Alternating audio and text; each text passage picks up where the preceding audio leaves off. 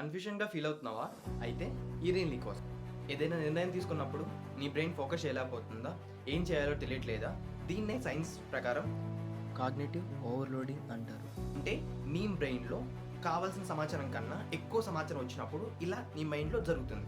దీని నుంచి బయటపడడానికి సైన్స్ చెప్తున్న 3 tips. Tip number 1 the brain drum. అంటే మీ బ్రెయిన్‌లో వచ్చిన థాట్స్ మొత్తాన్ని ఒక పేపర్ మీద రాయండి. సో అలా రాయడం వల్ల ప్రీ ఫ్రంటల్ కార్టెక్స్ అనేది రిలాక్స్ అయ్యి మీ బ్రెయిన్‌కి ఒక క్లారిటీ అనేది వస్తుంది. Tip number 2 5 minutes walk. మీరున్న ప్లేస్ నుంచి లేచి 5 మినిట్స్ నడవండి. ఇలా ఫిజికల్‌గా కదలడం వల్ల బ్రెయిన్‌కు కావాల్సిన ఆక్సిజన్ అండ్ బ్లడ్ సర్క్యులేషన్ అనేది ఇంప్రూవ్ అయ్యి ఫోకస్ అనేది మీకు ఇంప్రూవ్ అవుతుంది.